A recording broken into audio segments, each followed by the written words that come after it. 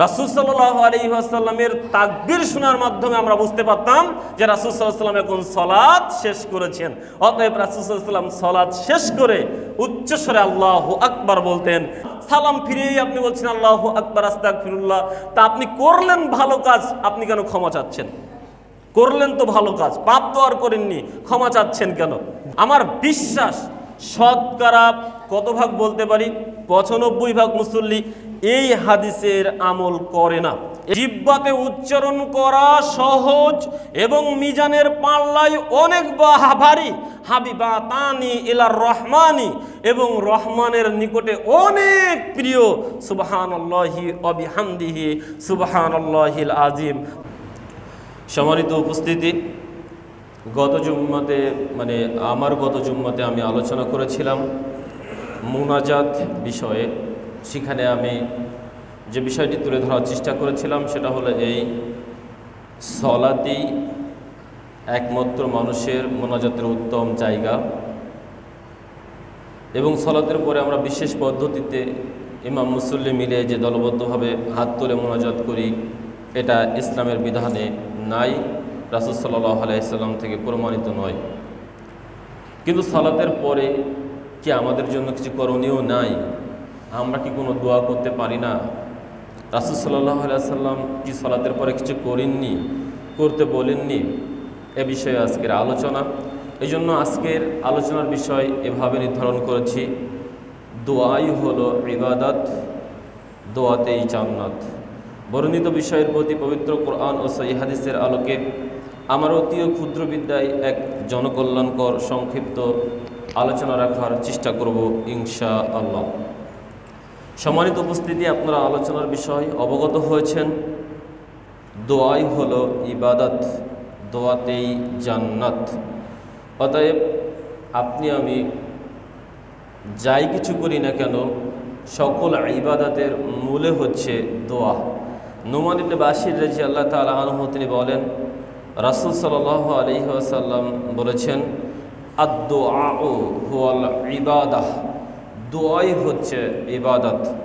আবু দাউদ 1469 নম্বর হাদিস, মিশকাতের 2230 নম্বর হাদিস। বর্ণিত এই হাদিস দিয়ে আমরা জানতে পারলাম নবী সাল্লাল্লাহু আলাইহি ওয়াসাল্লাম বলেছেন, ইবাদত বলতে যা বোঝা যায় সেটা হলো দোয়া। কারণ আপনি সালাত আদায় করছেন, তাকবীরে তাহরিমা থেকে সালাম ফেরানো পর্যন্ত সবটাই দোয়া। সালামের পরে যা করবেন সেটাও দোয়া। আপনি হাঁটছেন, দোয়া। আপনি বসবেন, দোয়া। আপনি ঘুমাবেন, দোয়া। ঘুম থেকে উঠবেন, দোয়া। আপনি খেতে বসবেন, দোয়া। খাওয়ার শেষে উঠবেন, দোয়া। আপনি প্রস্রাব পায়খানাতে যাবেন, দোয়া। আপনি প্রস্রাব পায়খানা থেকে বের হবেন, দোয়া। আপনি একটা চাঁদের দিকে তাকাবেন, দোয়া। আসলে আমি যা বলতে চাচ্ছিলাম, সর্ব জায়গাতে আপনার খারাপ কিছু আপনার চোখের সামনে পড়ে গিয়েছে, সেখানেও দোয়া। অতএব দোয়া বলতে আমরা এটাই বুঝি, সেটাই হচ্ছে ইবাদত। ইবাদত বলতে আমরা যা বুঝি সেটাই হচ্ছে দোয়া। অতএব দোয়াই হলো ইবাদত, আর দোয়াতেই রয়েছে জান্নাত। আনাস রাদিয়াল্লাহু তাআলা আনহু তিনি বলছেন, রাসূল সাল্লাল্লাহু আলাইহি ওয়াসাল্লাম বলেছেন, মান সালাল্লাহুল জান্নাতা সালাসা মাররাতিন, যদি কোনো ব্যক্তি 3 বার আল্লাহর কাছে এভাবে চায় জান্নাতকে, কোনো ব্যক্তি দিনে মাত্র 3 বার আল্লাহকে বলবে, আল্লাহ তোমার কাছে আমি জান্নাত চাই, কলাতিল জান্নাত, তখন জান্নাত আল্লাহকে বলে, আল্লাহুম্মা আল্লাহুম্মা আদখিলহুল জান্নাহ, হে আল্লাহ তুমি তাকে জান্নাতে প্রবেশ করাও। সুবহানাল্লাহ। অতএব আপনি যদি 3 বার আল্লাহকে বলেন, আল্লাহ তোমার কাছে আমি জান্নাত চাই, তখন জান্নাতই আপনার জন্য আল্লাহর কাছে প্রার্থনা করে যে আল্লাহ ওই ব্যক্তিকে তুমি জান্নাতে প্রবেশ করো। পক্ষান্তরে আপনি যদি 3 বার দিনে বলেন, আল্লাহ আমি জাহান্নাম থেকে বাঁচতে চাই, তুমি আমাকে জাহান্নাম থেকে বাঁচাও, তখন কলাতিন নার, জাহান্নাম তখন আল্লাহকে বলে, আল্লাহুম্মা আল্লাহুম্মা আজরহু মিনান নার, হে আল্লাহ তুমি তাকে জাহান্নাম থেকে পরিত্রাণ দাও, তুমি তাকে জাহান্নাম থেকে বাঁচাও, অতএব তুমি তাকে জাহান্নামে দিও না। অতএব এই ইবনে মাজার যে হাদিসটি নবী সাল্লাল্লাহু আলাইহি ওয়াসাল্লাম বলেছেন, যেটা ইবনে মাজাহ 4340 নম্বর হাদিস, এই হাদিসটাও আপনার সামনে পেশ করে বলতে চাচ্ছিলাম, আপনি যদি আল্লাহকে 3 বার বলেন যে আল্লাহ আমি জান্নাত চাই, তাহলে জান্নাত আপনার জন্য সুপারিশ করবে। আবার যদি 3 বার জাহান্নাম থেকে বাঁচতে চান দিনে, তাহলে জাহান্নাম আপনার জন্য সুপারিশ করবে, যাতে করে আপনাকে জাহান্নামে না দেওয়া হয়। এই দুইটা কথাকে সামনে রেখে আমি বলতে চাচ্ছিলাম, দোয়াই হলো ইবাদত, আর দোয়ার কারণেই রয়েছে আপনার আমার জন্য জান্নাত। এই জন্য আপনার আমার জীবনে বেশি বেশি, সর্বক্ষেত্রে বেশি বেশি দোয়া, ইস্তিগফার, জিকির এগুলো করতে হবে। কেননা আল্লাহ রাব্বুল আলামিন সূরা বাকারার 186 নম্বর আয়াতে বলছেন, ওয়া ইযা সালাকা ইবাদি আন্নী ফাইন্নী করিব উজিবু দাওয়াতাদ দাঈ ইযা দাআন। নবী মুহাম্মদ সাল্লাল্লাহু আলাইহি সাল্লাম, যখন মানুষ, আমার বান্দারা আপনাকে জিজ্ঞাসা করে আমারই সম্পর্কে, আমার বান্দা যখন জিজ্ঞাসা করে আপনার কাছে আমার সম্পর্কে, আল্লাহ সম্পর্কে জিজ্ঞাসা করে, আপনি জানিয়ে দিন আমার বান্দাদেরকে যে আমি তাদের নিকটেই রয়েছি এবং আমি প্রার্থনাকারীর প্রার্থনা কবুল করে থাকি। উজিবু দাওয়াতাদ দাঈ ইযা দাআন, যখন প্রার্থনাকারী আমার নিকটে প্রার্থনা করে। অতএব আল্লাহ রাব্বুল আলামিন এখানে জানিয়ে দিচ্ছেন যে দুনিয়ার মানুষ, তোমরা জেনে রাখো আমি আল্লাহ তোমাদের নিকটে রয়েছি, আর তোমরা যখন আমার কাছে প্রার্থনা করো, আমার কাছে দোয়া করো, আমার কাছে চাও, আমি তোমাদের চাওয়া পাওয়া, তোমাদের প্রার্থনা কবুল করে থাকি। এ কথা আল্লাহ রাব্বুল আলামিন সূরা বাকারার 186 নম্বর আয়াতে আমাদেরকে জানিয়েছেন। পক্ষান্তরে আল্লাহ রাব্বুল আলামিন সূরা বাকারার 152 নম্বর আয়াতে বলছেন, ফাজকুরুনি আযকুরকুম ওয়াশকুরুলি ওয়ালা তাকফুরুন। তোমরা আমাকে স্মরণ করো, তোমরা আমাকেই স্মরণ করো। দুনিয়ার মানুষ, তোমরা শুধুমাত্র আমাকেই স্মরণ করো। যদি তোমরা আমাকেই স্মরণ করো, তাহলে আমিও তোমাদেরকে স্মরণ করব। তোমরা আমার প্রতি কৃতজ্ঞ হও আনুগত্য প্রকাশের মাধ্যমে। তোমরা আমার প্রতি কৃতজ্ঞ হও আনুগত্য প্রকাশের মাধ্যমে। তোমরা অকৃতজ্ঞ হয়েও না, অবাধ্য হয়ে। আল্লাহ রাব্বুল আলামিন এ কথা জানালেন। অতএব এই আয়াত দিয়েও আমরা জানতে পারলাম, আল্লাহ রাব্বুল আলামিন আপনাকে আমাকে বেশি বেশি আল্লাহকে স্মরণ করার কথা বলেছেন। যখন আপনি আল্লাহকে স্মরণ করবেন, আল্লাহ আপনাকে স্মরণ করবে। ঠিক আর আল্লাহ রাব্বুল আলামিন আপনাকে আমাকে আনুগত্য প্রদর্শন করার কথা বলেছেন, কৃতজ্ঞতা প্রকাশ করার কথা বলেছেন, অকৃতজ্ঞ অবাধ্য হতে নিষেধ করেছেন। সম্মানিত উপস্থিতি, অতএব বর্ণিত দুটি আয়াত, বর্ণিত দুটি হাদিস দিয়ে আমরা সুস্পষ্টভাবে জানতে পারলাম যে আপনাকে আমাকে বেশি বেশি দোয়া করতে হবে।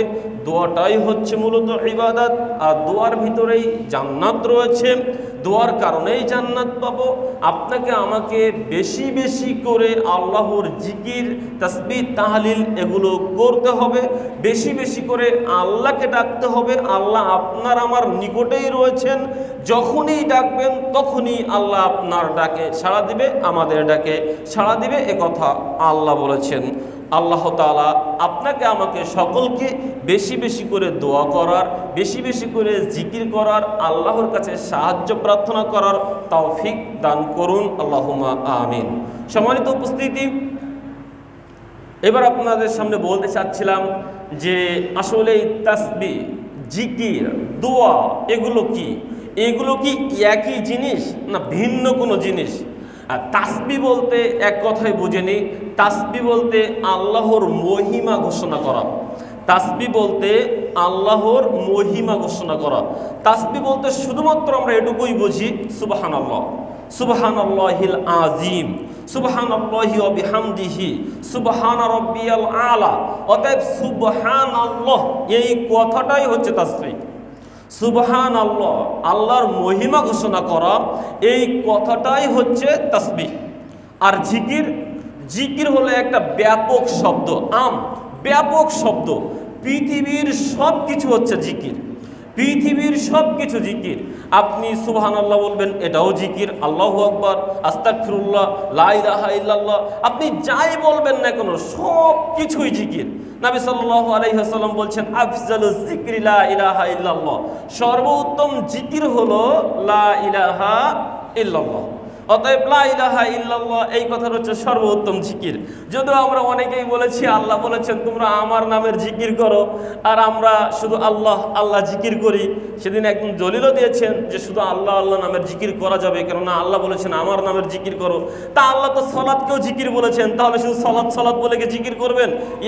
আজকের জুম্মার দিনের এই কথাটা, ইয়া আইয়ুহাল্লাযীনা আমানু ইযা নুদিয়া লিস-সালাতি মিন ইয়াউমিল জুমুআতি ফাসআউ ইলা যিকরিল্লাহি ওয়া যারুল বাই, সলাৎটাও তো জিকির। আপনি কোরআন তেলাওয়াত করবেন, কোরআন তেলাওয়াত তো জিকির। সব কিছুই তো জিকির, জিকিরের বাইরে তো কিছু নেই, সব কিছুই জিকির। দুনিয়াতে আপনি দোয়াটাও জিকির, যা কিছু করবেন সবটাই জিকির। আর আল্লাহ নামের জিকির বলতে শুধু আল্লাহ আল্লাহ নয়, আল্লাহর পূর্ণাঙ্গ সিফাত উল্লেখ করে, শান উল্লেখ করে যখন আপনি আল্লাহকে ডাকবেন তখন আল্লাহ নামের জিকির করা হবে। আর সেটা শিখিয়ে গিয়েছেন আমাদের রাসূল সাল্লাল্লাহু আলাইহি ওয়াসাল্লাম, যে সেটা হচ্ছে লা ইলাহা ইল্লাল্লাহ, কমপ্লিট একটা বাক্য, এটা আপনাকে বলতে হবে। আমরা অনেকেই বলি আল্লাহ আল্লাহ, মানে এটা হলো আপনার আমার ওই কি মানে যত বড় হতে পারবো, ওদের ভাষায়, আমার ভাষাটা মনে নাই, আপনি যত বড় ওইদিকে যেতে পারবেন ওই পীর ফকিরদের এ অনুযায়ী, তত আপনার জিকিরের আয়তনটা কমে আসবে। প্রথম আপনি লা ইলাহা ইল্লাল্লাহ কিছু মানুষের জন্য থাকবে, আবার কিছু মানুষের জন্য থাকবে ইল্লাল্লাহ ইল্লাল্লাহ ইল্লাল্লাহ। আবার কিছু মানুষ যখন ধ্যান ধারণা করতে করতে সে আরও বড় সাধক হয়ে যাবে, তখন সে বলবে আল্লাহ আল্লাহ আল্লাহ। আবার কিছু মানুষ তারা যখন ধ্যান ধারণা করতে করতে অনেক বড় সাধক হয়ে যাবে, তখন তারা শুধু বলবে হু হু হু, এটুকুই বললে হয়ে যাবে। অতএব আমরা জিকিরকে নিজেদের মতো করে ভাগ করে নিয়েছি, সম্মানিত উপস্থিতি। অতএব জিকিরকে এমনভাবে ভাগ করে নিলে হবে না। যেটা সর্বোত্তম জিকির ছিল লা ইলাহা ইল্লাল্লাহ, আমরা সেই জিকিরটাকে বেদাতি জিকিরে রূপান্তরিত করেছি। আমরা সেই সর্বোত্তম জিকিরটাকে শিরকে জিকিরে রূপান্তরিত করেছি। অতএব আল্লাহর নামে জিকির মানে শুধু আল্লাহ আল্লাহ বলা নয়, ইল্লাল্লাহ ইল্লাল্লাহ বলা নয়, আল্লাহ আল্লাহ জিকির মানে লা ইলাহা ইল্লাল্লাহ, আল্লাহর পূর্ণাঙ্গ নাম নিয়ে, আল্লাহু আকবার পূর্ণাঙ্গ নাম এবং সিফাত নিয়ে যখন আপনি জিকির করবেন তখন সেটা পূর্ণাঙ্গ জিকির বলে গণ্য হবে। অন্যথায় সেটা রাসূলের আদর্শচ্যুত হয়ে বেদাত হবে অথবা শিরকি পর্যায়ে নিমজ্জিত হবে। আল্লাহ আমাদেরকে প্রকৃতভাবে আল্লাহর জিকির করার তৌফিক দান করুন, আল্লাহুম্মা আমিন। অতএব সম্মানিত বলতে চাচ্ছিলাম যে জিকির একটা ব্যাপক শব্দ, জিকিরের ভিতরে সব কিছু রয়েছে। জিকির মানে আল্লাহকে স্মরণ করা, তার ভিতরে রয়েছে সলাত, তার ভিতরে রয়েছে কোরআন তেলাওয়াত, তার ভিতরে রয়েছে তাসবিহ তাহলিল দোয়া, যা কিছু রয়েছে সব কিছু জিকিরের অন্তর্ভুক্ত। আর দোয়া মানে দোয়াটা একটা খাস ব্যাপার, দোয়াটা একটা খাস ব্যাপার। জিকির হলো আম ব্যাপার আর দোয়াটা হলো খাস ব্যাপার। এই জিকিরের মধ্য হতে কিছু বাক্য, কিছু শব্দ যেটা শুধুমাত্র বান্দা নিজের জন্য প্রার্থনা করে। দোয়া হচ্ছে প্রার্থনা করা, বিশেষ কোনো মাধ্যম অবলম্বন করে আল্লাহর কাছে কিছু চাওয়া, এর নাম হচ্ছে দোয়া। বান্দা যখন আল্লাহর কাছে বিশেষ কিছু পদ্ধতি অবলম্বন করে সাহায্য প্রার্থনা করে, আল্লাহ তুমি আমাকে রোগ মুক্তি করো, আল্লাহ তুমি আমাকে জবরদস্তি হতে বাঁচাও, আল্লাহ তুমি আমাকে জাহান্নাম থেকে বাঁচাও, আল্লাহ তুমি আমাকে জান্নাত দাও, আল্লাহ তুমি আমাকে ঋণ মুক্ত করো, এইভাবে বিশেষ বিশেষ বান্দা যখন নিজের জন্য কিছু চাই তখন সেটা হচ্ছে দোয়া। অতএব আমরা তাসবিহ, জিকির এবং দোয়ার ভিন্ন ভিন্ন কিছু কথা জানলাম, যদিও সব কিছুটাই জিকিরের অন্তর্ভুক্ত। সম্মানিত উপস্থিতি, এ পরিচয়ে আপনার সামনে যে কথাটি বলবো সেটা হলো এই, সলাতের পরে কোনো তাসবিহ তাহলিল জিকির দোয়া আছে কি না। যেহেতু আমরা পূর্বের জুম্মায় বলেছি সলাতের পরে মুনাজাত নেই, তাহলে সলাতের পরে কি আছে, সলাতের পরে আমাদেরকে কি করতে হবে। আমরা সলাত আদায় করেছি, আল্লাহকে কি কিছু বলবো না, আল্লাহর কাছে কি কিছু চাইবো না। একটা ইবাদত করার পরে তো আমাদের কিছু চাওয়া লাগে, হ্যাঁ অবশ্যই চাইতে হবে, অবশ্যই বলতে হবে, আল্লাহ তাসবিহ করতে হবে। নবী সাল্লাল্লাহু আলাইহি সাল্লাম করে গিয়েছেন, শিখিয়ে গিয়েছেন, আমাদের মাঝে বর্ণনাও রয়েছে আমরা সে অনুযায়ী আল্লাহর কাছে চাইব, জিকির করব। আসলে আমাদের মনোতৃপ্তি আসে না এই কারণে যে আমরা যে সালাতের পরে কি বলছি বা আল্লাহর কাছে কি চাচ্ছি এইগুলো আমরা কখনো অনুধাবন করিনি, জানার চেষ্টা করিনি, অর্থ বোঝার চেষ্টা করিনি। এই জন্য আমাদের মনে কমতি থেকে যায়, যে মনে হয় ভাত খেয়ে উঠেছি কিন্তু হাতটা ধুইনি। অনেকে এই কথাটাই বলে যে সালাতের উপরে মুনাজাত না করে নাকি ভাত খাওয়ার পরে হাত ধোয়া হয় না। সম্মানিত উপস্থিতি, আমরা ভাত খাওয়ার আগেও যেমন হাত ধুই, ভাত খাওয়ার পরেও হাত ধুই, কিন্তু আমি বুঝতে পারি না যে আমি হাত ধুচ্ছি। এই বুঝতে না পারার কারণে আমাদের কমতি থেকে যায়, মনে করি আমরা হাত ধুইলাম না। সম্মানিত উপস্থিতি, এখন আমরা জানার চেষ্টা করি আসলে রাসূল সাল্লাল্লাহু আলাইহি ওয়াসাল্লাম সালাতের পরে কি জিকিরগুলো করেছেন। বহু জিকির করেছেন, সব জিকির তো বলতে পারবো না, প্রসিদ্ধ কিছু জিকির আপনার সামনে পেশ করার চেষ্টা করছি। নবী সাল্লাল্লাহু আলাইহি ওয়াসাল্লাম সালাত শেষ করার পরেই বলতেন আল্লাহু আকবার। এখানে একটা প্রশ্ন থাকতে পারে, আমরা অনেকেই জানি, আমরা ইদানিং কিছু শায়েখদের মুখে শুনি বা জানি যে সালাতের পরে আল্লাহু আকবার বলা যাবে না, সালাতের পরেই 3 বার আস্তাগফিরুল্লাহ আস্তাগফিরুল্লাহ আস্তাগফিরুল্লাহ বলতে হবে। এটা আমরা অনেকেই জানি, এখানেও হয়তো অনেকেই জানেন যে সালাতের পরে আল্লাহু আকবার না বলে সরাসরি আস্তাগফিরুল্লাহ আস্তাগফিরুল্লাহ আস্তাগফিরুল্লাহ 3 বার বলতে হবে।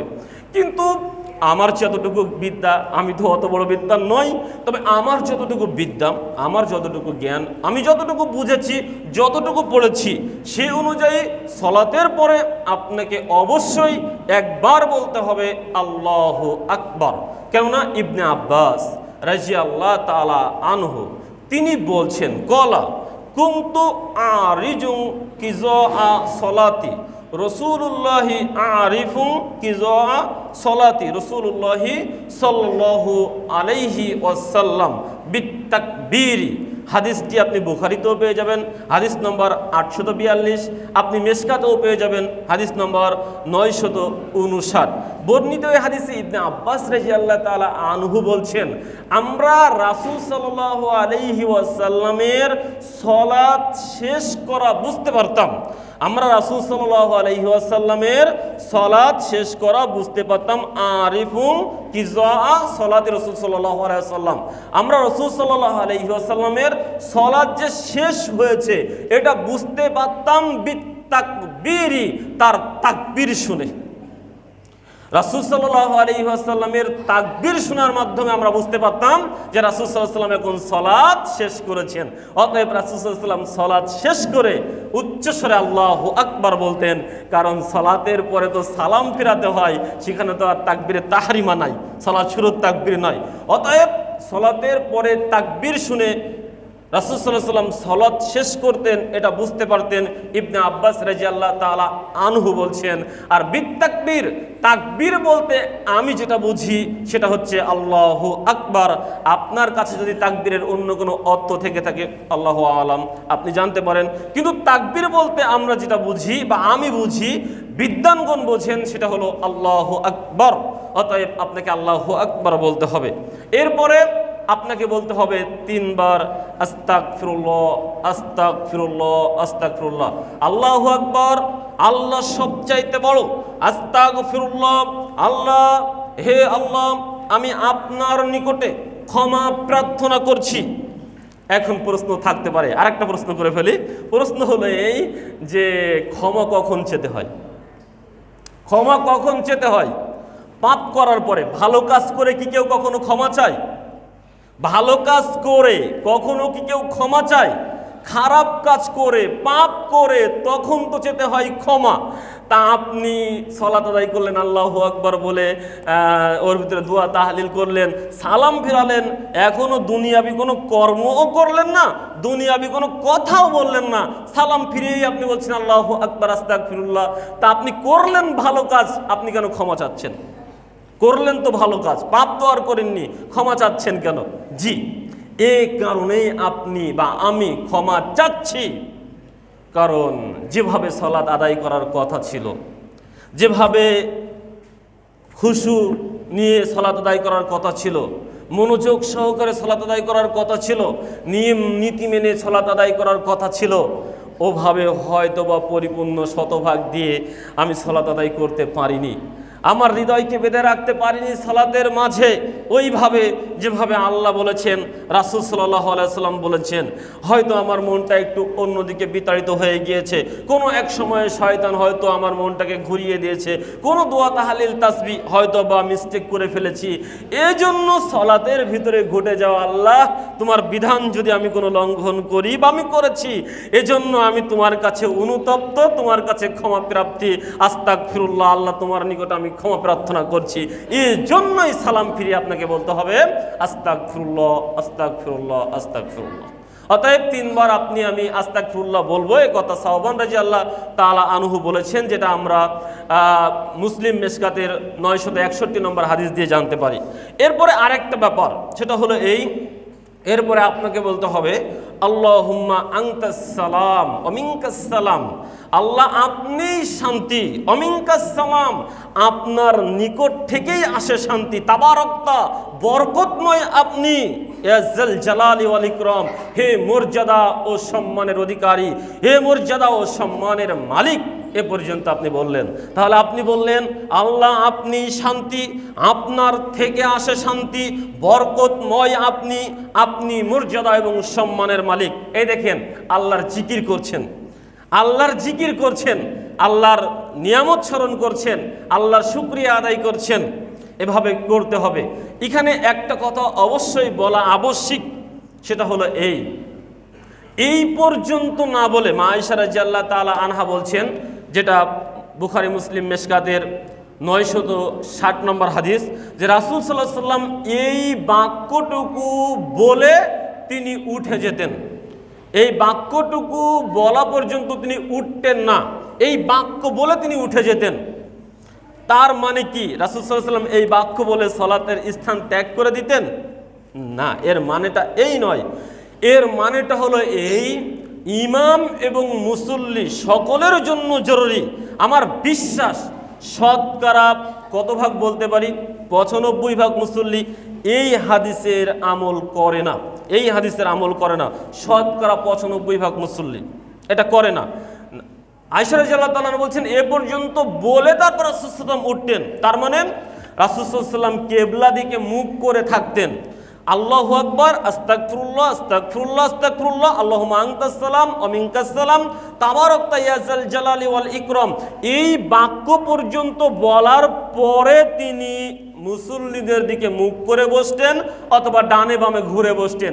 এর আগ পর্যন্ত তিনি তার সালাতের স্থান ত্যাগ করতেন না, মানে কোনো দিক ঘুরতেন না। এটা ইমাম সাহেবের জন্য যেমন জরুরি, মুসল্লির জন্য জরুরি। যতক্ষণ পর্যন্ত একজন মুসল্লি সালাম ফেরানোর পরে তাবারাকতা ইয়া যাল জালালি ওয়াল ইকরাম এই বাক্য পর্যন্ত না বলবে, ততক্ষণ পর্যন্ত একজন মুসল্লি তার সালাতের স্থান ত্যাগ করতে পারবে না। অথচ আপনি দেখবেন, আজকে দেখবেন কি দেখবেন, ইমাম সাহেব বলছে আসসালামু আলাইকুম ওয়া রাহমাতুল্লাহ, আসসালামু আলাইকুম ওয়া রাহমাতুল্লাহ, দেখবেন 5 জন মানুষ পিছনের কাতারে, 5 জন মানুষ পিছনের কাতারে চলে গিয়েছে, ওটা দেখবেন। আর আরেকটা কথা হলো এই, আপনাকে মনে রাখতে হবে আমরা কিন্তু ইমামের অনুসারী, আমরা কিন্তু ইমামের অনুসারী, ইমামের প্রতিযোগী নয়। প্রতিযোগী হলে কখনো আগে হয়, কখনো পিছে হয়, অনুসারী মনে পিছনে পিছনে যাওয়া। অতএব ইমাম সাহেব বলছেন আসসালামু আলাইকুম ওয়া রাহমাতুল্লাহ, তখন আপনি ফিরতে পারবেন না ডান দিকে, তখন আপনি সোজা থাকবেন। যখন ইমাম সাহেব বলবে আসসালামু আলাইকুম ওয়া রাহমাতুল্লাহ বাম দিকে, তখন আপনি যাবেন ডান দিকে, অতঃপর বাম দিকে। আমার কথা বুঝে নেন। এবার আপনাকে আমি প্রশ্ন করি, ইমাম প্রথম ডান দিকে সালাম দিল, এবার বাম দিকে বলছেন আসসালামু আলাইকুম ওয়া রাহমাতুল্লাহ, এখনো ইমাম সাহেবের টান রয়ে গিয়েছে, আপনি পিছনের কাতারে। তার মানে কি আপনি কি ইমাম সাহেবের আগে সালাম শেষ করেছেন? ইমাম সাহেব বাম দিকে গিয়েছে, এখন তো আপনার ডান দিকে থাকার কথা, আপনি পিছনে গেলেন কি করে? তাহলে প্রথম আপনি অবদ্ধ হলেন, আপনি ইমাম সাহেবকে অনুসরণ না করে ইমাম সাহেবের আগে হেঁটেছেন। আর দ্বিতীয় আপনি অবদ্ধ হলেন যে রাসূল সাল্লাল্লাহু আলাইহি ওয়াসাল্লাম সালাতের পর আল্লাহু আকবার, আস্তাগফিরুল্লাহ, আস্তাগফিরুল্লাহ, আল্লাহুম্মা আনতাস সালাম ওয়া মিনকাস সালাম, তাবারাকতা ইয়া যাল জালালি ওয়াল ইকরাম এ পর্যন্ত না বলে তার সালাতের স্থান ত্যাগ করতেন না। তা আপনি যদি ইমাম সাহেবের পরে সালামও ফেরান, তবে আপনি যে স্থান ত্যাগ করলেন, আপনি কি এ পর্যন্ত দোয়া পড়েছেন? আপনি কি এ পর্যন্ত দোয়া পড়েছেন?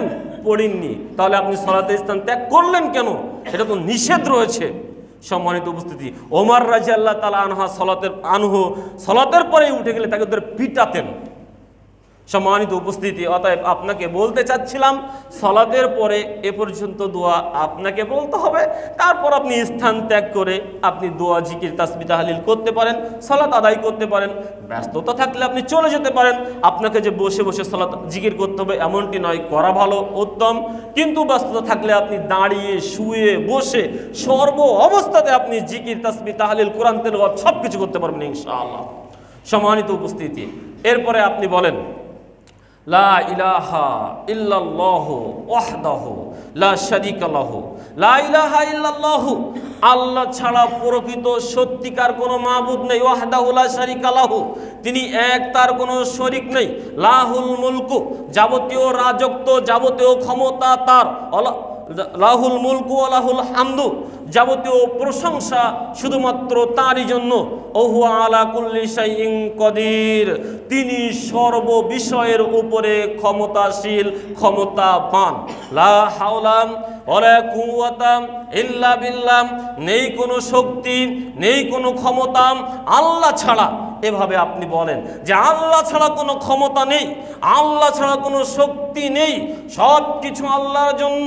আল্লাহ ছাড়া দ্বিতীয় কোনো মাবুদ নেই, তিনি এক, তার কোনো শরীক নেই, যাবতীয় রাজত্ব তার কাছেই রয়েছে, প্রশংসা সব কিছু তারই জন্য, এবং তিনি সকল কিছুর উপরে ক্ষমতাশীল, ক্ষমতাবান। অতঃপর আপনি বলেন আল্লাহুম্মা আইন্নি আলা যিকরিকা ও শুকরিকা, হে আল্লাহ আমি আপনার যিকরিকা সুন্দরভাবে স্মরণ করার জন্য, আমি আপনাকে স্মরণ করার জন্য, অশুকরিকা আপনার শুকরিয়া আদায় করার জন্য, ওয়া হুসনি ইবাদাতিকা এবং আপনার সুন্দর ইবাদত করার জন্য আপনি আমাকে সাহায্য করুন। আল্লাহুম্মা আইন্নি, আপনি আমাকে সাহায্য করুন। কিসের জন্য সাহায্য করুন? যিকরিকা, আপনাকে স্মরণ করার জন্য আমাকে সাহায্য করুন। অশুকরিকা, আপনার শুকরিয়া আদায় করার জন্য আমাকে সাহায্য করুন। ওয়া হুসনি ইবাদাতিকা, এবং আপনার সুন্দর ইবাদত আমি যেন করতে পারি, এজন্য আপনি আমাকে সাহায্য করুন। দেখেন তো কত সুন্দর বাক্য। বলেন কখন অনুধাবন করেছেন যে আপনি কি বলছেন? এরপর আপনি বলছেন আল্লাহুম্মা লা মানিয়া লিমা আতাইতা ওয়ালা মুতিয়া লিমা মানাতা ওয়ালা ইয়ানফাউজাল জাদ্দি মিনকাল জাদ্দু, আল্লাহ তুমি যেটা চাও সেটা কেউ রদ করতে পারে না, খণ্ডাতে পারে না। আল্লাহ তুমি যেটা না চাও সেটা পৃথিবীর কোনো শক্তি দিতে পারে না। আল্লাহুম্মা লা মানিয়া লিমা আতাইতা ওয়ালা মুতিয়া লিমা মানাতা ওয়ালা ইয়ানফাউজাল জাদ্দি মিনকাল জাদ্দু, কোনো সম্পদশালীর ব্যক্তির সম্পদ তার কোনো কাজে আসবে না আল্লাহ তোমার রহমত ছাড়া, রহমত ব্যতীত। পৃথিবীর কোনো সম্পদশালীর সম্পদ তার কোনো উপকার করতে পারবে না, তার কোনো কাজে আসবে না যদি আপনার রহমত না থাকে, আপনার দয়া না থাকে। আপনার দয়া এবং রহমত বরকত ব্যতীত পৃথিবীর কোনো সম্পদশালীর সম্পদ তার কোনো উপকার করতে পারবে না, তার কোনো কাজে আসবে না। আপনি কত সুন্দর করে বলছেন, আল্লাহকে বলছেন, তাসবিহ করছেন, তাহলিল করছেন, জিকির করছেন। এবার আপনি আল্লাহকে বলছেন সুবহানাল্লাহি ওয়া বিহামদিহি আদাদা খালকিহি ওয়া রিজা নাফসিহি ওয়া জিনাতা আরশিহি ওয়া মিদাদা কালিমাতিহি। সুবহানাল্লাহি ওয়া বিহামদিহি, আমার আল্লাহ পবিত্র, তার জন্যই সকল প্রশংসা। আমার আল্লাহ অতি পবিত্র, আর সেই আল্লাহর জন্যই সকল প্রশংসা। বিহামদিহি আদাদা খলকিহি, প্রশংসা কি আর ছোটখাটো? প্রশংসা হলো আল্লাহর সৃষ্টি যত, তার সৃষ্টির সংখ্যা সম পরিমাণ। সুবহানাল্লাহ। ওয়ারিজা নাফসিহি, আল্লাহর সন্তুষ্টি নফসের সম পরিমাণ। ওয়াজিনাতা আরশিহি, আল্লাহর আরশের ওজন সম পরিমাণ আল্লাহর প্রশংসা। ও মিদাদা কালিমাতিহি, এবং মহামান্বিত বাক্যসমূহের প্রাপ্তি পরিমাণ আল্লাহর প্রশংসা। অতএব আল্লাহ শুধু তোমার প্রশংসা নয়, প্রশংসা সৃষ্টি করলে যত বাক্য রয়েছে সেই সমপরিমাণ, তোমার নফসের সমপরিমাণ, তোমার আরশের ওজন সমপরিমাণ, পৃথিবীতে যত সুন্দর বাক্য রয়েছে সেই বাক্য সমপরিমাণ। এভাবে আপনি আল্লাহকে বলছেন। এরপরে আপনি বলছেন রাজিতু বিল্লাহি রব্বান ওয়া বিল ইসলামি দীনান ওয়া বি মুহাম্মাদিন নাবিয়্যাহ। আল্লাহ আমি রাজি হয়ে গেলাম, আল্লাহ আমি সন্তুষ্ট হয়ে গেলাম, আল্লাহ আমি খুশি হয়ে গেলাম। রাজিতু বিল্লাহ, আল্লাহকে রব হিসাবে পেয়ে, রাজিতু বিল্লাহি রব্বান ওয়া বিল ইসলামি দীনান, ইসলামকে দিন হিসাবে পেয়ে, ওয়া বি মুহাম্মাদিন নাবিয়্যা, এবং মুহাম্মদ সাল্লাল্লাহু আলাইহি ওয়াসাল্লামকে নবী হিসাবে পেয়ে।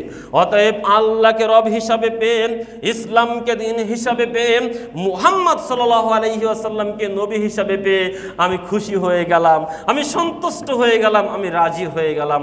এ কথা আপনি আল্লাহকে বলছেন।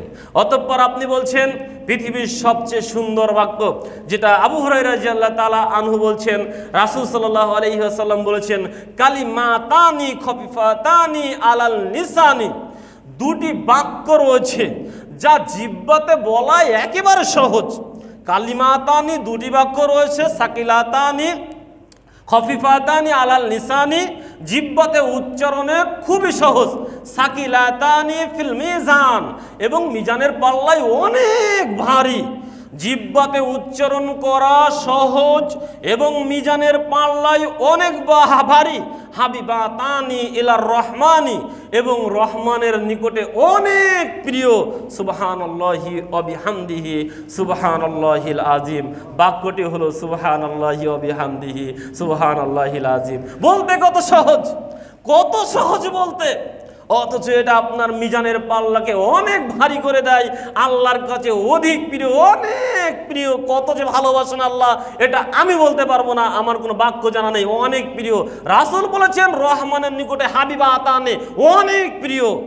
অথচ আপনার আমার জবান দিয়ে দিনে একবার বের হয়, আপনার আমার জবান দিয়ে একবারও বের হয় সুবহানাল্লাহি ওয়া বিহামদিহি সুবহানাল্লাহিল আযীম, বের হয় বলে তো মনে হয় না। আবার সবাইকে বলছি না, এর ভিতরে অনেকেই রয়েছেন যারা আমার চাইতে বেশি আল্লাহকে স্মরণ করেন, আমি তো স্মরণ করতে পারি না। অনেকেই রয়েছেন তারা অনেক জিকির আজগার করেন, কিন্তু বক্তব্যের সুরে বলছি অধিকাংশ নারী, অধিকাংশ পুরুষ জিকির দোয়া থেকে গাফেল রয়েছেন। অতএব এই বাক্যগুলো আপনি বলছেন, অতঃপর আপনি আমি বলি যে আমরা সালাতের পরে নাকি দোয়াই করি না, সালাতের পরে নাকি জিকিরই করি না। তো এগুলো কথা বললাম, এগুলো কি করছি? এগুলো জিকির নয় কি? এগুলো কি প্রশংসা নয় আল্লাহর? এগুলো কি আল্লাহর তাসবিহ নয়? এর চেয়ে উত্তম বাক্য আপনার আর কি জানা আছে? কি বলতে চান আপনি? আপনার কাছে এর চেয়ে উত্তম বাক্য কি জানা আছে যা দিয়ে আপনি আল্লাহকে বলবেন? কি জানা আছে আপনার? কিচ্ছুই জানা নাই। এবার আপনি নিজের জন্য কত কিছু চাইতে পারবেন। আপনি নিজের জন্য চান আল্লাহুম্মা ইন্নী আউযু বিকা মিনাল জুবনি, আল্লাহ তোমার নিকটে আমি আশ্রয় প্রার্থনা করছি ভীরুতা হতে। আউযু বিকা মিনাল বুখলি, আল্লাহ তোমার নিকটে আশ্রয় প্রার্থনা করছি কৃপণতা হতে। আউযু বিকা মিন আরজালিল উমুরি, আল্লাহ তোমার নিকটে আমি আশ্রয় প্রার্থনা করছি বার্ধক্য বা নিকৃষ্টতম বয়স হতে। আউযু বিকা মিন ফিতনাতিদ দুনিয়া ওয়া আযাবিল কবর, আল্লাহ তোমার নিকটে আমি আশ্রয় চাই দুনিয়ার ফিতনা এবং কবরের শাস্তি হতে। দেখেন তো কত সুন্দর বাক্য বলছেন আপনি আল্লাহর কাছে। আপনি বলছেন আল্লাহ আমি ভীরুতা, এটা আপনার কাছে আশ্রয় চাই, কৃপণতা, এটাও আপনার কাছে আশ্রয় চাই। আল্লাহ আশ্রয় চাই আরও কিছু, সেটা হলো আমি যখন বৃদ্ধ হয়ে যাব, কত অসহায় হয়ে যায় ওই সময়ে, এই বৃদ্ধ বয়সের এই সময়টা হতে, এই অকল্যাণ হতে আমি আপনার নিকটে আশ্রয় চাই। দুনিয়ার কত ফিতনা চারদিক থেকে ধরছে আমাকে, আল্লাহ এ থেকে আপনার নিকটে আমি আশ্রয় চাই। আল্লাহ আরও আশ্রয় চাই, সেটা হলো কি কবরের আযাব হতে। এরপরে আপনি বলুন আল্লাহকে আল্লাহুম্মা ইন্নী আউযু বিকা মিনাল হাম্মি ওয়াল হুজনি ওয়াল আজজি ওয়াল কাসালি অল জুবনি অল বুখলি। আপনি আল্লাহকে বলেন আল্লাহ তোমার কাছে আমি চাই, প্রার্থনা করি, সাহায্য প্রার্থনা করি। আল্লাহুম্মা ইন্নী আউযু বিকা মিনাল জুবনি আল্লাহুম্মা ইন্নী আউযু বিকা মিনাল হাম্মি ওয়াল হুজনি, আল্লাহ দুশ্চিন্তা, দুঃখ দুর্দশা হতে, দুঃখ বেদনা হতে। আপনি আমি দুশ্চিন্তায় পেরেশানিতে রয়েছি, কখনো বলেছেন আপনি আল্লাহকে আল্লাহুম্মা ইন্নী আউযু বিকা মিনাল হাম্মি ওয়াল হুজনি? বলেছেন যে আল্লাহ আপনার নিকটে আমি আশ্রয় চাচ্ছি, সাহায্য প্রার্থনা করছি দুশ্চিন্তা হতে, দুঃখ বেদনা হতে, ওয়াল আজজি ওয়াল কাসালি, অক্ষমতা এবং অলসতা হতে আপনার নিকটে আমি আশ্রয় চাই, সাহায্য প্রার্থনা করি। অল জুবনি ওয়াল বুখলি, ভীরুতা এবং কৃপণ হতে আপনার নিকটে আশ্রয় প্রার্থনা করি। ও জলাই দাইনি ও গলাবাতের রিজাল, ঋণের বোঝা, এই ঋণের বোঝা হতে আপনার নিকটে আমি আশ্রয় প্রার্থনা করি। ও গলাবাতের রিজাল, এবং মানুষের জবরদস্তি হতে আপনার নিকটে আমি আশ্রয় প্রার্থনা করি। কত সুন্দর বাক্য! বলেন তো কি আপনি চান? আপনি আল্লাহর কাছে কি বলতে চান যে বাক্য রাসূল সাল্লাল্লাহু আলাইহি ওয়াসাল্লাম শিখিয়ে যাননি, যা আপনার মনের ভিতরে উকি দিয়েছে অথচ রাসূল সাল্লাল্লাহু আলাইহি ওয়াসাল্লাম বলে যাননি? সংক্ষিপ্ত কথার ভিতরে আপনার মনের সকল চাওয়া পাওয়া আল্লাহ রাসূল সাল্লাল্লাহু আলাইহি ওয়াসাল্লাম ব্যক্ত করে গিয়েছেন, প্রকাশ করে গিয়েছেন। আপনি যেটা 1000 কথা দিয়ে প্রকাশ করেন, রাসূল সাল্লাল্লাহু আলাইহি ওয়াসাল্লাম সেটা 5 কথা দিয়ে প্রকাশ করেছেন। আপনার দুঃখ, দুর্দশা, বেদনা সব কিছু আপনি চাচ্ছেন, আপনার অলসতা, আপনার অক্ষমতা, আপনি অক্ষম মানুষ, আপনি 1 ঘন্টা ধরে যা কিছু বলবেন, রাসূল এক কথাই বলেছেন, আল্লাহ আমার অক্ষমতা থেকে তোমার নিকটে আমি আশ্রয় প্রার্থনা করি। অক্ষমতা হতে পারে শারীরিক অক্ষমতা, কর্মের অক্ষমতা, অর্থনৈতিক অক্ষমতা, কত অক্ষমতা হতে পারে। অলসতা থাকতে পারে আপনার শারীরিক জীবনে, এই অলসতা থেকে, অক্ষমতা হতে, চিন্তা, দুঃখ, দুর্দশা, বেদনা হতে আপনি আল্লাহর কাছে আশ্রয় চাচ্ছেন। আপনি ভয় পাচ্ছেন কাজ করতে বের হতে, এই ভীরুতা হতে আপনি আল্লাহর কাছে আশ্রয় চাচ্ছেন। আপনি কৃপণ হয়ে গিয়েছেন, আপনি আল্লাহর পথে ব্যয় করতে চাচ্ছেন না, আপনি এখানে আল্লাহর কাছে আশ্রয় প্রার্থনা করছেন। আপনি ঋণগ্রস্ত হয়ে গিয়েছেন, আপনার ঋণের বোঝা আপনার মাথার উপরে চেপে বসেছে, আল্লাহর কাছে আপনি আশ্রয় প্রার্থনা করছেন।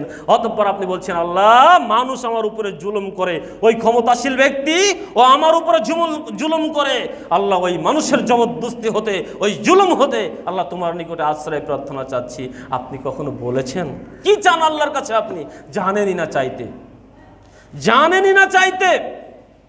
ওই যে পূর্বের দিনে বলেছিলাম, অটার করে মারা গেল, পানি চায় না, এটাই আমাদের বাস্তব অভিজ্ঞতা আর বাস্তব দিক। সম্মানিত উপস্থিতি, এরপরে আপনি আরো আল্লাহকে বলছেন, বলেন আপনি আল্লাহকে আরো সুন্দর করে বলেন, আল্লাহুম্মা ইন্নী আসআলুকাল হুদা ওয়াত-তুকা ওয়াল আফাফা ওয়াল গিনা। হে আল্লাহ, আমি আপনার নিকটে চাই, কি চাই? হেদায়েত চাই। আল্লাহ আপনার নিকটে চাই পরহেজগারিতা, ওয়াত-তুকা ওয়াল আফাফা ওয়াল গিনা। আল্লাহ আপনার নিকটে চাই, আমি কি চাই? আমি পবিত্রতা চাই, ওয়াল গিনা, এবং আমি সচ্ছলতা চাই। আল্লাহ আপনার নিকটে আমি হেদায়েত চাই, পরহেজগারিতা, তাকওয়া চাই, পবিত্রতা চাই, আমি আমার সচ্ছলতা চাই। আপনি আল্লাহকে বলে দিচ্ছেন, সুন্দর করে আপনি আল্লাহকে বলছেন, আল্লাহ আপনার দোয়া কবুল করবে। আপনি সালাতের পরে এগুলো বলেন না। কয়জন জানার চেষ্টা করেছেন? কয়জন শিখার চেষ্টা করেছেন? আল্লাহ আপনি আল্লাহকে বলেন, আল্লাহুম্মা ইন্নী আসআলুকা ইলমান নাফিয়ান ওয়া আমালান মুতাকাব্বিলান ওয়া রিজকান তাইয়িবান। আল্লাহ আপনার নিকটে আমি চাই, কি চাই? আমালান মুতাকাব্বিলান, ইলমান নাফিয়ান উপকারী জ্ঞান, রিজকান তাইয়িবান এবং কি পবিত্র রিজিক, আর আমালান মুতাকাব্বিলান এবং কবুলযোগ্য আমল। আল্লাহুম্মা ইন্নী আসআলুকা ইলমান নাফিয়ান ওয়া আমালান মুতাকাব্বিলান ওয়া রিজকান তাইয়িবান। আল্লাহ আপনার নিকটে আমি চাই উপকারী জ্ঞান, যে জ্ঞানটা উপকার হবে আমার। আমি অনেক পণ্ডিত, কিন্তু সেই জ্ঞান দিয়ে আপনার আমার দুনিয়াতে না হয় উপকার, না হয় পরকালে উপকার। আপনার আমার অনেক রিজিক রয়েছে, কিন্তু সেই রিজিক বৈধতা পথে আপনার আমার নিকটে আসেনি। আমি অনেক ইবাদত করি, অথচ সেই ইবাদত আল্লাহর দরবারে কবুল হয় না। অতএব আপনি এভাবে কি কখনো আল্লাহর কাছে বলেছেন? আপনি আল্লাহকে বলেন, ইয়া মুকাল্লিবাল কুলুব সাব্বিত কলবি আলা দীনিক। হে অন্তর পরিবর্তনকারী, অন্তরসমূহের পরিবর্তনকারী, তুমি আমার হৃদয়কে দ্বীনের উপরে দৃঢ় রাখো। ইয়া মুকাল্লিবাল কুলুব সাব্বিত কলবি আলা দীনিক। হে অন্তরের পরিবর্তনকারী মহান আল্লাহ, আমার হৃদয়কে দ্বীনের উপরে দৃঢ় রাখো। আল্লাহুম্মা মুসাররিফাল কুলুবি সাররিফ কুলুবনা আলা তাআতিকা। হে অন্তরসমূহের পরিবর্তনকারী, তুমি আমার হৃদয়কে তোমার আনুগত্যের দিকে ফিরিয়ে দাও। সুবহানাল্লাহ। এভাবে দোয়া করেছেন কখনো? করেননি তো কখনো। তাহলে কত সুন্দর সুন্দর দোয়া রাসূল সাল্লাল্লাহু আলাইহি ওয়াসাল্লাম শিখিয়েছেন। আমি কখনো তো এগুলো করি না, করতে জানি না। অতএব শুধুই বলি যে আমরা নাকি দোয়া করি না, দোয়া করতে জানি না। আসলেই রাসূল সাল্লাল্লাহু আলাইহি ওয়াসাল্লাম যে দোয়া শিখিয়েছেন, এগুলো কোনো শিখার চেষ্টা আমি কখনোই করিনি। সম্মানিত উপস্থিতি, দোয়ার অনেক ফজিলত রয়েছে। তার আগে একটা কথা বলি, একটা দোয়ার ফজিলত বলবো ইনশাআল্লাহ। তার আগে একটা কথা বলে রাখি, সেটা হলো এই, আমি যে আপনাদের মাঝে অর্থ করে করে দোয়ার অর্থগুলো বলছি, এখন আমরা একটা আলোচনা জানতে পারি, শুনতে পারি, আমাদের মাঝে এসেছে বা আসে, সেটা হলো এই, যদি আমরা দোয়ার অর্থ না জানি, সূরা কিরাতের অর্থ, সূরা ফাতিহা বা সলাতে আমরা যেসব কিরাত পড়ি এই অর্থগুলো না জানি, তাহলে আমাদের দোয়া কবুল হবে না, আমাদের সালাত কবুল হবে না। এমন কোনো কথা আমরা জানি এবং শুনেছি যে আমরা যদি সলাতে যা পড়ি, যে দোয়া পড়ি বা সলাতের বাইরে পড়ি, আমি সলাত পড়লাম আল্লাহুম্মা বাইদ বাইনি, এ যদি অর্থ না জানি এ দোয়া কবুল হবে না। আমি সূরা ফাতিহা পড়ছি আলহামদুলিল্লাহি রাব্বিল আলামিন, যদি অর্থ না জানি তাহলে কবুল হবে না। অতএব আমি অর্থ না জেনে যদি সলাত আদায় করি তাহলে আমার সলাত কবুল হবে না। আমি অর্থ না জেনে যদি দোয়া করি তাহলে আমার সেই দোয়া কবুল হবে না। আসলে এই কথাটা কতটুকু সত্য দেখেন, আমি যখন ফতোয়ার কথা আসে তখন আমি এই কথাটাই বলি, আমি কিন্তু ফতোয়া দিতে পারি না, আমার জ্ঞান খুবই কম, কারণ যারা এইসব ফতোয়া দিয়েছেন তাদের জ্ঞান অনেক বেশি। কিন্তু আমি যেটা বলতে চাই সেটা হলো এই ফতোয়া ঠিক নয়, এটা ভুল। এই ফতোয়া ঠিক নয়, এটা ভুল। আপনি সলাত আদায় করছেন, অর্থ জানেন না, তা আপনি নেকি পাবেন, আপনি সলাত হবে কেন হবে? আল্লাহ বলেছেন সলাত আদায় করার জন্য, রাসূল বলেছেন যে সলাত আদায় করতে হয়, এখানে আল্লাহু আকবার বলতে হয়, এখানে সানা বলতে হয়, এখানে এই করতে হয়, এখানে এই করতে হয়, এইগুলো বলেছেন। আপনি এই আনুগত্য করেছেন, এই আনুগত্যের কারণে আপনি আপনার নেকি পাবেন, এই আনুগত্যের কারণে আপনার সলাত কবুল হবে।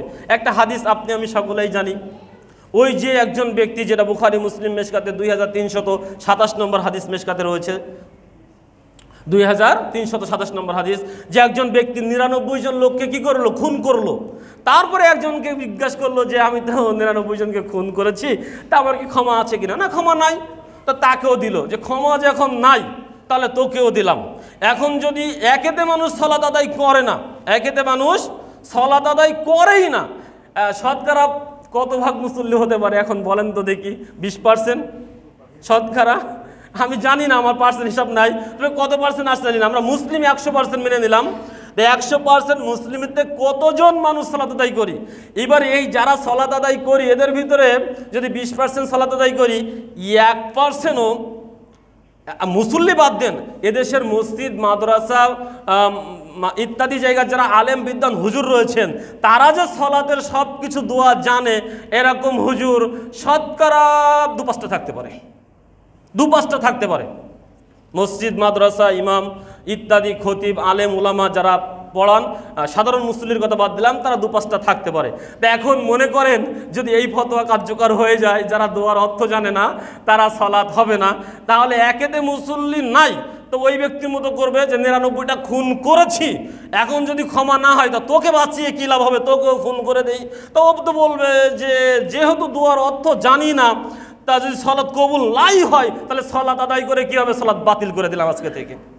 তাহলে আমি কি সলাৎ আদায়ের জন্য কাজ করছি না সলাৎ বাতিল করার জন্য কাজ করছি? দ্বিতীয়ত এই হাদিস দিয়ে আমি আরেকটা কথা বলতে চাই, যখন ব্যক্তি আরেকজনের কাছে গিয়ে বলল, তখন ওই বলল যে আমি তো জানি না, তবে তুমি অমুক জায়গায় যাও, ওখানে একজন লোক আছে, ও তোমাকে বলে দিবে কি করলে ক্ষমা হবে, ও তোমাকে বলে দিবে কি করলে ক্ষমা হবে।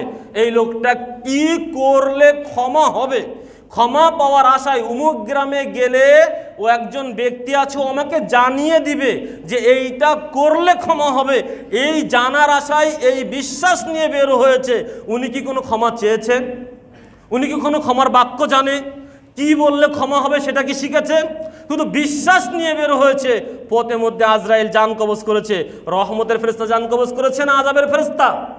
রহমতের ফেরেশতা জান কবজ করেছে, কেননা তিনি ক্ষমার উদ্দেশ্যে বের হয়েছেন, কারণ তিনি এইটা বিশ্বাস নিয়ে বের হয়েছেন ওখানে গেলে আমি জানতে পারবো কোন বাক্য বললে ক্ষমা হবে। ঠিক আপনি যখন সালাত আদায় করছেন, রাসূল সাল্লাল্লাহু আলাইহি ওয়াসাল্লাম বলেছেন যে এইটা বললে আপনি রোগ মুক্তি পাবেন, আপনি সেটা এই বিশ্বাস নিয়ে বলছেন, কিন্তু কি বলছেন জানেন না। তবে জানেন রাসূল বলেছেন এই দোয়া বললে আজিবিল বাস রব্বান নাস ওয়াশফিআনতা শাফিলা শিফা ইল্লা শিফাউকা শিফাআন লা ইগাদিরু সাকামা, এই দোয়া বললে রোগ মুক্তি হয়। এই জন্য আপনি এই বিশ্বাস নিয়ে বারবার আপনি আল্লাহকে বলছেন, এই দোয়ার গুণেই আপনার আল্লাহ মুক্তি দান করবে ইনশাআল্লাহ। অতএব সম্মানিত উপস্থিতি, আপনার বিশ্বাসের উপরেই আল্লাহ তাআলা নেকি দিবেন। আর দোয়া জানলে আপনার একগ্রতা বাড়বে, ভক্তি বাড়বে, আপনার ইবাদাকে মনোযোগ বাড়বে, আপনার ইবাদতটি ভালো হবে, নেকির পাল্লা ভারী হবে, বেশি নেকি পাবেন। একজন মানুষ যদি 5 পায় আপনি 10 পাবেন, সে যদি 10 পায় আপনি 50 পাবেন, আপনি বেশি হবে। যত খুশি ভালোভাবে জেনে বুঝে মনোযোগ সহকারে সালাত আদায় করবেন তত বেশি ভালো। অর্থ জানলে আপনার সালাতে মনোযোগ বেশি বৃদ্ধি হবে। অর্থ জানা 100% আপনার জন্য ঠিক, তবে এই নয় যে অর্থ না জানলে আপনার সালাত হবে না। আর ওই যে আপনি সূরা ফাতিহা পড়ছেন, সূরা ফাতিহার অর্থ না জানলে সালাত হবে না। তাহলে যদি অর্থ জেনেই নেকি নিতে হয়, অর্থ জেনে যদি নেকি নিতে হয়, এক নেকিও হবে না অর্থ না জানলে। তাহলে রাসূল সাল্লাল্লাহু আলাইহি ওয়াসাল্লাম বলেছেন, যে ব্যক্তি কোরআনের একটি হরফ তেলাওয়াত করবে তার জন্য কয় নেকি রয়েছে? 10 নেকি রয়েছে। একটি হরফ তেলাওয়াত করলে 10 নেকি রয়েছে। রাসূল সাল্লাল্লাহু আলাইহি ওয়াসাল্লাম ভেঙে বলে দিলেন যে শোনো দুনিয়ার মানুষ, তোমরা বুঝতে পারছো না 10 নেকি রয়েছে। একটা হরফে আলিফ লাম মিম, আমি বলছি না এটা একটা হরফ, আলিফ একটা হরফ, লাম একটা হরফ, মিম একটা হরফ। অতএব কেউ যদি বলে আলিফ লাম মিম তাহলে তার 30 নেকি হবে, এই কথা আমাদের নবী বলেছেন। এখন আপনি বলেন আলিফ লাম মিমের অর্থটা কি? আপনি বলেন আলিফ লাম মিমের অর্থটা কি? অর্থ না জানলে তো নেকি হবে না। তা আপনার কাছে আমার কথা হলো এই, আপনি এখন বলেন আলিফ লাম মিমের অর্থটা কি? আমি এই 30 নেকি তো নিতে চাই অর্থটা জেনে। তা আপনি আমাকে আগে অর্থ শিখান, না আমি এই 30 নেকি থেকে বঞ্চিত হব। অথচ রাসূল বলছেন আলিফ লাম মিমের ভিতরে 30 নেকি রয়েছে। অতএব আপনাকে অর্থ জানতে হবে, এটা আবশ্যিক, এটা ঠিক। অর্থ জানলে সালাতের প্রতি, ইবাদতের প্রতি মনোযোগ বাড়ে। তবে অর্থ না জানলে আপনার দোয়া কবুল হবে না, আপনার সালাত কবুল হবে না, এই কথাটা ঠিক নয়। আল্লাহু আলাম ইনশাআল্লাহ। সম্মানিত উপস্থিতি, অতএব আপনাকে মনোযোগ সহকারে ইবাদত করতে হবে, দোয়া তাহলিল করতে হবে। আপনার সামনে এখন আমি দুই একটি ফজিলাতের কথা বলি, দুই একটি ইবাদতের কথা বলি যার ফজিলাত রয়েছে। আপনি ঘর থেকে বের হচ্ছেন, আনাস রাদিয়াল্লাহু তাআলা আনহু বলছেন, আবু দাউদ মিশকাতের 2443 নম্বর হাদিসে, যদি কোনো ব্যক্তি ঘর থেকে বের হওয়ার সময় বলে বিসমিল্লাহি তাওয়াক্কালতু আলাল্লাহ লা হাওলা ওয়ালা কুওয়াতা ইল্লা বিল্লাহ, তাহলে আল্লাহ বলেন তুমি পথ পেলে, তুমি উপকরণ পেলে, তোমাকে নিরাপত্তা দেওয়া হলো। তখন এবার শয়তান আরেকজনকে বলে, আরেক শয়তানকে বলে, ও শয়তান শোনো, আল্লাহ তাকে পথ দেখিয়েছেন, উপকরণ দিয়েছেন, তার নিরাপত্তা দিয়েছেন, তুমি এখন তাকে কি করে ক্ষতি করতে পারো? অতএব আল্লাহ যাকে পথ দিয়েছেন, উপকরণ দিয়েছেন, নিরাপত্তা দিয়েছেন, তাকে আমরা শয়তান ক্ষতি করতে পারি না। একথা শয়তান আরেকজনকে বলছে। তা আপনি তো বাড়ি থেকে বের হওয়ার সময় বিসমিল্লাহি তাওয়াক্কালতু আলাল্লাহ লা হাওলা ওয়ালা কুওয়াতা ইল্লা বিল্লাহ এই কথা বলে বের হননি। তা আল্লাহ আপনাকে নিরাপত্তা দিবে কি করে? বের হয়েছেন আপনি আজকে বলেন তো, এখানে যারা রয়েছেন মা বোন থেকে শুরু করে, কয়জন বাড়ি থেকে বের হওয়ার সময় বলে এসেছেন বিসমিল্লাহি তাওয়াক্কালতু আলাল্লাহ লা হাওলা ওয়ালা কুওয়াতা ইল্লা বিল্লাহ? জানেন না। দোয়াই ইবাদত, ইবাদতই জান্নাত, দোয়াতেই জান্নাত, দোয়াতেই জান্নাত, দোয়াতে নেকি। আপনি আমি সকলেই জানি পৃথিবীর সবচেয়ে উত্তম জায়গা হলো মসজিদ, আর নিকৃষ্ট জায়গা বাজার।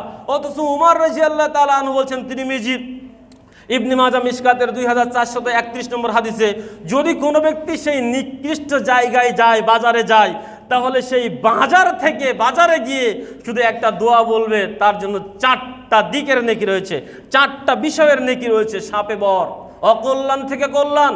আপনি বাজারে গিয়ে বলছেন লা ইলাহা ইল্লাল্লাহু ওয়াহদাহু লা শারীকা লাহু লাহুল মুলকু ওয়া লাহুল হামদু ইউহয়ি ওয়া ইউমীতু ওয়া হাইয়্যুন লা ইয়ামুতু বিয়াদিহিল খায়র ওয়া হুয়া আলা কুল্লি শাইইন কাদির। বাজারে গিয়ে নিকৃষ্ট জায়গায় গিয়ে এই দোয়াটা বলছেন, বললে আপনার জন্য 4টা দিক রয়েছে, 4টা ফজিলাত রয়েছে। এক, আপনার আমলনামায় 10 লক্ষ নেকি লেখা হবে, আপনার আমলনামা হতে 10 লক্ষ গুনাহ মুছে দেওয়া হবে, আপনার আমলনামায় 10 লক্ষ মর্যাদা বৃদ্ধি করা হবে, এবং আপনার জন্য জান্নাতে একটা ঘর তৈরি করা হবে। দেখেন তো, বাজার দিয়ে তো আমরা আসছি, কয়জন বলেছি বা কয়জন মুখস্থ করেছি? কয়জন মুখস্থ করেছি জানি না। আমি ঋণের কথা বলেছি, ঋণ আমি ঋণে পেরেশারি। ব্যাংকে থেকে ঋণ নিতে হবে, আশা থেকে নিতে হবে, গ্রামীণ থেকে নিতে হবে, কিন্তু ঋণ মুক্তির যে দোয়া রয়েছে এই দোয়া মুখস্থ করেছি। যে আলী রাদিয়াল্লাহু তাআলা আনহু বলছেন, রাসূল সাল্লাল্লাহু আলাইহি ওয়াসাল্লাম বলেছেন, যেটা তিরমিজি মিশকাতের 2449 নম্বর হাদিস, যে একজন ব্যক্তি এসে বলল যে আপনি আমাকে সাহায্য করুন, আমি আমার মনিবের কাছে ঋণগ্রস্ত হয়ে রয়েছি, আমি মুক্ত হতে পারছি না। এক কৃতদাস এসে বলল।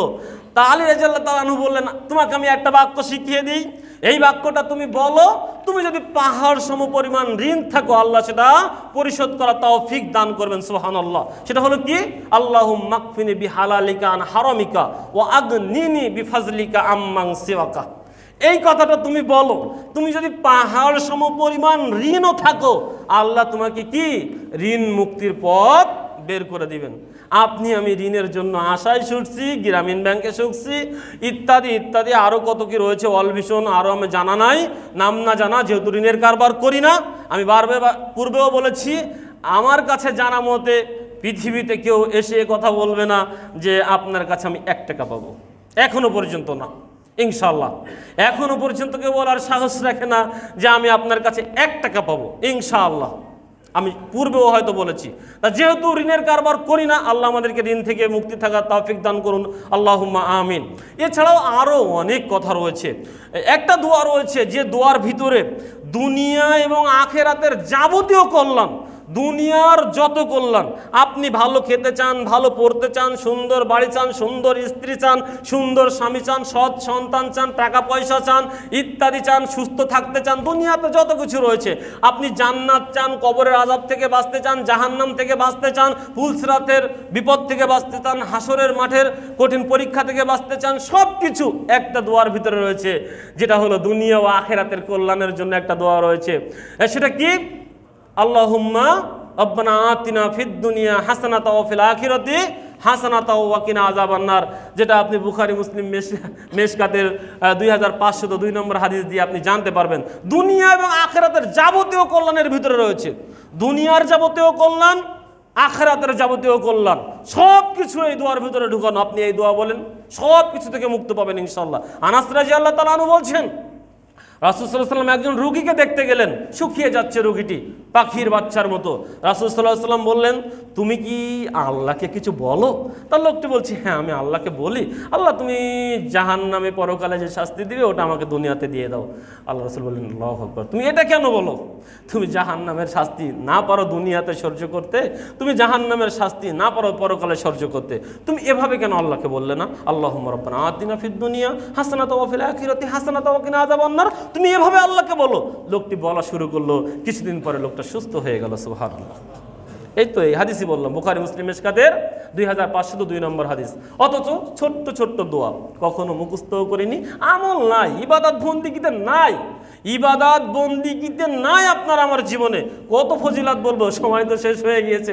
সামান্য একটা হাদিস বলি, সেটা হলো এই যে আমরা উজু করি। ওমর রাদিয়াল্লাহু তাআলা আনহু বলছেন, মুসলিম মেশকাতের 289 নম্বর হাদিস, এখানে রাসূল সাল্লাল্লাহু আলাইহি সাল্লাম বলছেন, যদি কোনো ব্যক্তি সুন্দর করে উজু করার পরে শুধু এটুকু বাক্য বলে, কি বাক্য? আশহাদু আল্লা ইলাহা ইল্লাল্লাহু ওয়াহদাহু লা শারীকা লাহু ওয়া আশহাদু আন্না মুহাম্মাদান আবদুহু ওয়া রাসূলুহু, যদি এই বাক্যটুকু বলে, জান্নাতের 8টি দরজা, জান্নাত একটি দরজা 8টি, জান্নাতের 8টি দরজা। আমরা রমজান মাসে বক্তব্য দিই কি, রমজানের সিয়াম পালন করলে রায়হান নামক দরজা খোলা হবে। 8টা দরজার থেকে একটা, 8টা দরজা থেকে কি সিয়াম পালনকারীর জন্য খোলা হবে কয়টা? একটা, তার নাম রায়হান। আর এইখানে নবী বলছেন, শুধু উজুর পরে তুমি বলবে এই দোয়াটা, জান্নাতের 8টি দরজাই তার জন্য খোলা হবে, সে যেটা দিয়ে ইচ্ছা জান্নাতে প্রবেশ করবে। সুবহানাল্লাহ। বলেন তো কতটুকু এই আমল আছে? আর যদিও বলি, ভক্তি ভালোবাসা নাই, ভক্তি ভালোবাসা নাই, এমনি কি বলছি নিজেও জানি না, এভাবে হয়তো বলছি, আবার অনেকেই বলছি না, এরকমই সম্মানিত উপস্থিতি। তারপর সালাতের পরে আয়াতুল কুরসির ফজিলাত তো জানি, আয়াতুল কুরসির ফজিলাত কি আর বলা লাগে নতুন করে? সালাতের পরে যদি আয়াতুল কুরসি বলেন আল্লাহু লা ইলাহা ইল্লাহু, তাহলে কি জান্নাতি হওয়ার জন্য কি যথেষ্ট? মৃত্যুই যথেষ্ট। অতএব যে ব্যক্তি 5 ওয়াক্ত সালাতের পরে আয়াতুল কুরসি বলে, সেই ব্যক্তি জান্নাতে যাওয়ার জন্য একটা জিনিস দরকার, সেটা হলো কি? তার মৃত্যু। ওই ব্যক্তি জান্নাতি, ও 5 ওয়াক্ত সালাত আদায় করে, আয়াতুল কুরসি পাঠ করে, তেলাওয়াত করে, নারী হোক পুরুষ হোক, করে 5 ওয়াক্ত সালাতের পর আয়াতুল কুরসি, ওই ব্যক্তি জান্নাতি মানুষ, ও জান্নাতে রয়েছে। তা জান্নাতি মানুষ দুনিয়াতে কেন? ওর মৃত্যু হয়নি, তাই মৃত্যু হলেই জান্নাতে যাবে। সুবহানাল্লাহ। করেছি কখনো? করেছি। 5 ওয়াক্ত সালাত আদায় করি, বসার তো টাইম নাই, বসার টাইম নাই। সালাত শেষ হলে দেখবেন, আজকে সালাত শেষ হলে দেখবেন 1 মিনিটের ভিতরে অর্ধেক মুসল্লি খালি। যাই হোক, আমি আর কথা বলাবো না। আল্লাহ রাব্বুল আলামিন আপনাকে আমাকে বেশি বেশি করে তাসবিহ তাহলিল করার, জিকির আজগার করার, দোয়া তাহলিল করার তৌফিক দান করুন, আল্লাহুম্মা আমিন। দোয়াই হলো ইবাদত, আর দোয়াতেই জান্নাত। আল্লাহ রাব্বুল আলামিন দোয়ার মাধ্যমে আপনাকে আমাকে জান্নাতি মানুষ হিসাবে কবুল করে নিন, আল্লাহুম্মা আমিন। সম্মানিত উপস্থিতি, আপনাদের নিকটে একটা দাবি রেখে যাচ্ছি। মসজিদ কমিটি আমাকে জানিয়েছেন, সেটা হলো এই, আপনারা অবগত রয়েছেন এই মসজিদটি প্রথম, দ্বিতীয়, তৃতীয় এবং চতুর্থ তলা। আমরা যেই কথা বলছি, আপনারা আমাদেরকে নিয়ে আসেন, আমরা আমাদের মেধা অনুযায়ী চেষ্টা করে লেখাপড়া করে আপনাদের সামনে এসে কিছু কথা বলি। এইটা আপনাদের কাছে পৌঁছানোর জন্য একটা সুন্দর সাউন্ড সিস্টেম প্রয়োজন। সাউন্ড সিস্টেম যদি ভালো না হয়, ভালো ভালো খতিব নিয়ে আসলেন, তারা লেখাপড়া করে এসে আপনাদের সামনে পবিত্র কোরআন এবং সহিহ সুন্নাহ থেকে আলোচনা করলো, কিন্তু সাউন্ড সিস্টেমের কারণে আপনার পর্যন্ত আমাদের কথা পৌঁছালো না, খতিব সাহেবের কথা পৌঁছালো না, অন্যের নিকটে পৌঁছালো না, মা বোনেরা রয়েছেন তাদের নিকটে পৌঁছালো না, তাহলে আমাদের আশা আর যাওয়া হবে সকলেই, সেটা খতিব সাহেবের জন্য, মুসল্লির জন্য। এই জন্য মসজিদ কমিটি একটা উদ্যোগ নিয়েছেন যে 4 তলারই সাউন্ড সিস্টেম পরিবর্তন করবে, উন্নত মানের সাউন্ড সিস্টেম করবে, আলহামদুলিল্লাহ। কিন্তু এই সাউন্ড সিস্টেম পরিবর্তন করতে গেলে একক মানুষের পকেটের টাকা দিয়ে হবে না। এই জন্য আপনারা সকলেই আপনাদের ওই কৃপণাতে একটু দোয়া পড়ে নিন, এই দোয়াটা পড়ে নিন, আল্লাহুম্মা ইন্না আউযু বিকা মিনাল জুবনি ওয়া আউযু বিকা মিনাল বুখলি। আল্লাহ, কৃপণতা থেকে আশ্রয় প্রার্থনা করছি। এই দোয়াটা একটু পড়ে সালাতের পরে আপনারা ইমাম সাহেব মুসল্লিদের হাতে হাতেও দিতে পারেন, আবার ওই বক্স রেখেছেন ওখানেও দান করতে পারেন। কৃপণতা রাখবেন না, একটু দোয়া পড়ে দিবেন যে আল্লাহ, আজকের দিনের জন্য কৃপণতা থেকে আপনার কাছে আশ্রয় প্রার্থনা করছি। পকেটে যা রয়েছে, না থাকলে বাড়ি থেকে এনে দেবো ইনশাআল্লাহ, অদাবদ্ধ হয়ে যাবেন ইনশাআল্লাহ। এই বিনিময়ে যারা কথা বলবে, বিভিন্ন আলেমরাই সেখানে কথা বলে, আপনার কথা দিয়ে আজকে অনেকগুলো কথা বলেছি, তাই না? একজন মানুষ যদি একটা দোয়ার প্রতি আমলযোগ্য হয়, তাহলে এই সাউন্ড সিস্টেম, এই যার মাধ্যমে এই সাউন্ডটা পৌঁছালো তাদের কানে, আপনি এখানে অংশীদার হয়েছেন, আপনি কিয়ামত পর্যন্ত এর নেকি পেয়ে যাবেন ইনশাআল্লাহ। যতদিন পর্যন্ত এই সাউন্ড সিস্টেম মানুষের কানে আওয়াজ দিবে, পবিত্র কোরআন এবং সহিহ হাদিসের বাণী পৌঁছাবে, ততদিন পর্যন্ত হয়তো একদিন আপনি দুনিয়াতে থাকবেন না, কিন্তু জ্ঞানের কথা যত এই সাউন্ড সিস্টেম দিয়ে যত মানুষের নিকটে পৌঁছাবে, তাদের ভিতরে সামান্যতম যত পরিবর্তন হবে, সব পরিবর্তনের নেকি আপনার কাছে রয়েছে। কারণ রাসূল সাল্লাল্লাহু আলাইহি ওয়াসাল্লাম তো বলেছেন যে যদি কোনো মানুষকে কল্যাণের পথ দেখায়, ওই মানুষ কল্যাণগামী হয়ে যত নেকি অর্জন করবে, যে ব্যক্তি কল্যাণের পথ দেখালো ওই ব্যক্তিও তত নেকির অধিকারী হবে। সুবহানাল্লাহ। অতএব সাউন্ড সিস্টেমে দান করা আপনার আমার জন্য অতীব জরুরি। আল্লাহ রাব্বুল আলামিন এই সাউন্ড সিস্টেমটাকে বাড়িয়ে দিন, যেন সুন্দর হয়। মসজিদ কমিটি যে উদ্যোগ নিয়েছেন, উপস্থিত নারী এবং পুরুষ মা বোনেরা রয়েছেন, আমি কখনো মা বোনদের নিকটে ভাবে অনুরোধ রাখিনি, আজকের সবিনয় অনুরোধ রেখে যাচ্ছি, আপনারা প্রাণ উজাড় করে দান করে যাবেন। যদি আজকের প্রস্তুতি না থাকে, সামনের জুম্মায় প্রস্তুতি নিয়ে আসবেন, নিয়ে এসে আপনাদের সাধ্য অনুযায়ী পরকালীন মুক্তির জন্য আপনারা এই সাউন্ড সিস্টেমের জন্য দান করে যাবেন। বক্সে গোপনে দিতে পারেন, প্রকাশ্যেও দিতে পারেন, আপনার দেখা দেখি আরেকজন মানুষ দিতে পারে, আলহামদুলিল্লাহ। অতএব আপনাদের কাছে এই মসজিদের সাউন্ড সিস্টেমের জন্য আর্থিক সহযোগিতা চেয়ে আল্লাহর কাছে প্রার্থনা করছি, আল্লাহ তুমি আমাদেরকে এই দানের খাতে সাহায্য করার জন্য আমাদের মনকে কবুল করে নাও। ইয়া মুকাল্লিবাল কুলুব সাব্বিত কলবি আলা দীনিক, আল্লাহুম্মা মুসাররিফাল কুলুবি সাররিফ কুলুবুনা আলা তাআতিকা। তোমার কাছে এই দোয়া এবং দাবি রেখে আজকের দিনের সংক্ষিপ্ত আলোচনা এবং খুতবা এখানে শেষ করছি। আকাউলি হাযা আস্তাগফিরুল্লাহ ওয়া লাকুম। আসসালামু আলাইকুম ওয়া রাহমাতুল্লাহ।